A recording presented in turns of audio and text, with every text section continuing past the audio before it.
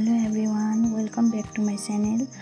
आजको यस भिडियोमा चाहिँ मैले आफ्नो मेकअप चाहिँ कसरी गर्छु भनेर देखाएको छु। सिम्पलै हो, नेचुरली हो।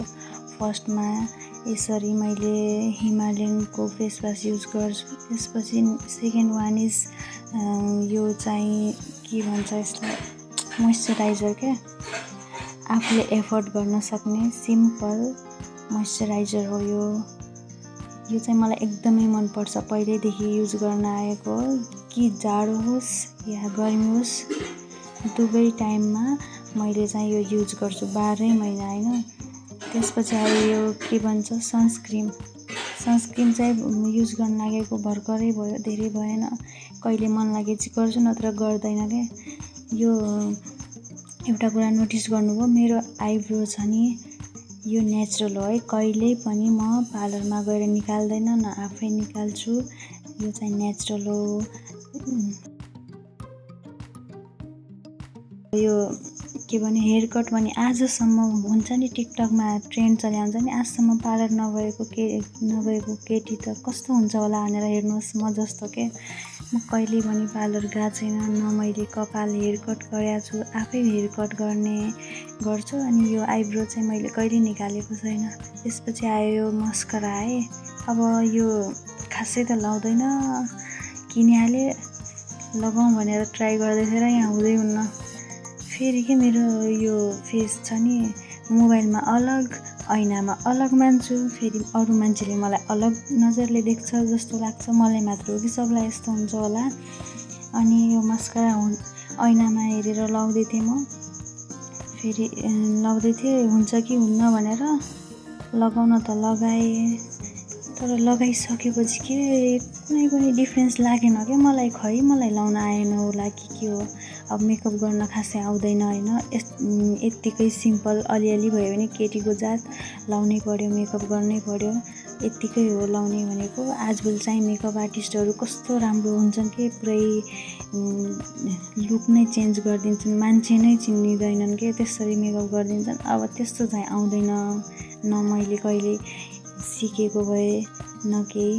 अब मान्छेहरू युट्युबमै हेरेर भए पनि आइहाल्छ। मलाई चाहिँ त्यस्तो केही आउँदैन, न मसँग त्यस्तो केही छ, न खासै इन्ट्रेस्ट हुन्छ है। मेरो त्यतिसम्म चाहिँ हुँदैन इन्ट्रेस्ट पनि। त्यही भएर जे छ आफूमा त्यही युज गर्ने, त्यही लगाउने गर्छु। अनि त्यति खासै अब आफूलाई ठिकै लाग्छ, अनि त्यही भएर खासै जरुरत पनि छैन जस्तो लाग्छ कि मलाई। अब हेर्नुहोस् न, यो मस्करा लगाएको र नलगाएमा केही फरक छ? मैले त केही फरक भेटाएको छैन है। उस्तै लागेको छ मलाई दुइटै लाउनु र नलाउनु। यो चाहिँ गाजल हो। गाजल चाहिँ मलाई एकदमै मनपर्छ है, साथीहरू लाउन एकदमै। तर एउटा प्रब्लम हुन्छ फेरि गाजल लगाएपछि, के भन्यो, एउटा साइडको कस्तो राम्रो मिलेको हुन्छ भने अर्को साइडको चाहिँ मिल्दैन क्या। झन् अब घरमै बसेर कहिलेकाहीँ उत्तिकै लगाउँ भनेपछि चाहिँ राम्रै हुन्छ।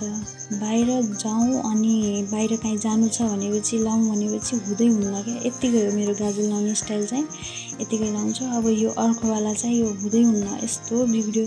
पछि लास्टमा त के सोचेँ कि अब जहाँ हुन्छ जे हुन्छ भन्ने लागेर अनि मैले त्यत्तिकै राखिदिएँ कि हुँदै भएन। त्यो मनै परेको छैन मलाई। त्यही पनि अब भिडियो बनाउँदाखेरि अब कति मेट्नु होइन, यो दोस्रोचोटि बनाएको हो कि यो गाजल मिल्ने नमिल्ने, त्यस्तो झ्याउ लाग्छ मलाई यो नमिलेपछि, रिस उठ्ने के। अझ फेरि मन पनि यही पर्ने क्या, यही मेकअपको यही पार्ट मनपर्छ मलाई, गाजल लाउन एकदमै मनपर्ने के। अरू नमन परे पनि यो चाहिँ मनपर्ने, तर अब यही नमिल्ने मेरो चाहिँ। अनि त्यसपछि मैले के खोजिरहेको छु है, गाजल मेटेर फेरि लगाएछु भनेको थिएँ नि मैले अगाडि। यो हुँदै भएन के। फेरि अर्कोचोटि लगाएँ, फेरि पनि मिलेको थिएन। त्यही पनि मैले अब त्यत्तिकै रनिदिएँ, कति मेट्ने भनेर। यस्तो भयो। हजुरहरू चाहिँ पार्लरमा जानु होला होइन, हजुरहरू कस्तो राम्रो मेकअप गर्नु होला, तर मलाई त केही आउँदैन, यत्तिकै आउँछ। अब आफ्नै किसिमले मैले लगाएँ, यत्तिकै जानेको मेकअप गर्न। 10 पछि चाहिँ मैले ट्राई गरेँ हो है मेकअप गर्न, नत्र मलाई केही पनि नआउने के, अलिअलि यत्तिको पनि के। अब के भन्ने, अब बिहेमा चाहिँ आफ्नो बिहे हुँदाखेरि चाहिँ मेकअप अलि सिम्पलै गर्ला सोच्छ के। अब हुन्छ नि आजभोलि चाहिँ यो ब्राइडको लुक कस्तो पुरै डिफ्रेन्स हुन्छ, अगाडि बिहेभन्दा अगाडिको र पछि मेकअप ब्राइडल मेकअपमा के एकदमै फरक मान्छु के। त्यस्तो चाहिँ मलाई चाहिएन, अलिअलि चाहिँ गर्ने भन्ने हो सोच, यत्तिको सोच। अनि यो गाजल मिलेन, त्यही पनि मैले त्यत्तिकै छोडिदिएँ।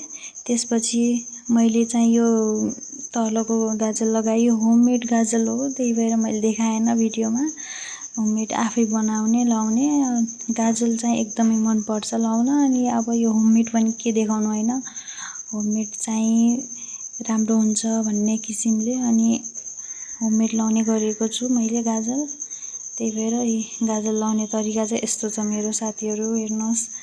हजुरहरू चाहिँ कस्तो गाजल लाउनुहुन्छ, अनि मेरो यो मेकअपको यो लाउने स्टाइल मन पर्यो कि परेन। यो पसिना आएर यस्तो हालत खराब भयो कि मेरो। फेरि अर्को कुरा के, लिपस्टिक लाउन चाहिँ खासै मन पर्दैन मलाई। अनि यो रातो यस्तो किसिमको लिपस्टिक मलाई सुटै नहुने क्या साथीहरू, किन होला खै। खासै लाउन पनि लाउँदैन, लगाए पनि यही हो, अस्ति भर्खरै किनेको फेरि हो। अब त लाउनुपर्छ होला लिपस्टिक अलिअलि भए पनि भन्ने हिसाबले किनेको थिएँ मैले। अहिले चाहिँ हेर्नुहोस् यति हो मेरो मेकअप। अब यस्तोलाई पनि के मेकअप भन्नु खै। त्यही पनि हेरिदिनु होला, भिडियो मन पराइदिनु होला। अनि मेकअप गर्न आएन भनेपछि यसरी हो भनेर सिकाइदिनु होला, सजेस्ट गरिदिनु होला। एउटा कुरा छुटेछ, त्यो कुरा चाहिँ छुटाउनु भएन, त्यसले चाहिँ अलगै लुक लिन्छ। हो यो टिका लगाएपछि चाहिँ पुरा भयो मेरो मेकअप। अब टिका चाहिँ कहिलेकाहीँ लाउँछु, यही हो मेरो फाइनल लुक भनेको। यस्तै हो मेरो त मेकअप गर्ने स्टाइलै यस्तै छ, यत्तिकै हो। आजसम्म मैले मेकअप गर्दै आएको चाहिँ यही हो। अब राम्रो मानिदिनु होला है, अलिअलि सजेस्ट गरिदिनु होला, हजुर यसरी मेकअप गर्न सक्नुहुन्छ, यो युज गर्न सक्नुहुन्छ भनेर। किनकि अलिअलि गर्नुपर्छ, आफ्नो सेल्फ केयर गर्नु राम्रो हो। आजभोलिको जमानामा कसलाई राम्रो देखिन मन लाग्दैन र। अब यहाँ हेर्नुहोस् यो टप लगाएर कस्तो भयो लुक भनेर। अगाडि मेकअप गरेको र विदाउट मेकअपमा अलि फरक त आयो होला, किन नआउनु, आयो होला। मेरो चाहिँ यही हो मेकअप लुक। हजुरहरूलाई कस्तो लाग्यो भनिदिनु होला। अनि फिडब्याकहरू पनि दिनु होला, यस्तो भयो भनेर। अब कहिलेकाहीँ चाहिँ आई स्याडो पनि लाउने गर्छु म। अरू अब क्रिम पाउडर चाहिँ म केही लाउँदैन साथीहरू, झुट बोलेको होइन, साँच्चै हो होइन। अनि यो कपालको स्टाइल चाहिँ अलि बाट्ने गर्छु म होइन। आज चाहिँ बाटेन, आज मैले यत्तिकै छोडेको छु। म कपाल खासै छोड्दैन कि, फेरि किनकि गर्मी हुन्छ, अप्ठ्यारो लाग्छ आफूलाई, कहिले बाट्ने गर्छु। अनि त्यही यो चाहिँ मेरो फाइनल लुक भनौँ कि के भनौँ, यस्तै हो मेरो मेकअप चाहिँ, यतिसम्मै हो। हजुरहरू जसले हेरिदिनु भएको छ, थ्याङ्क यू फर वाचिङ।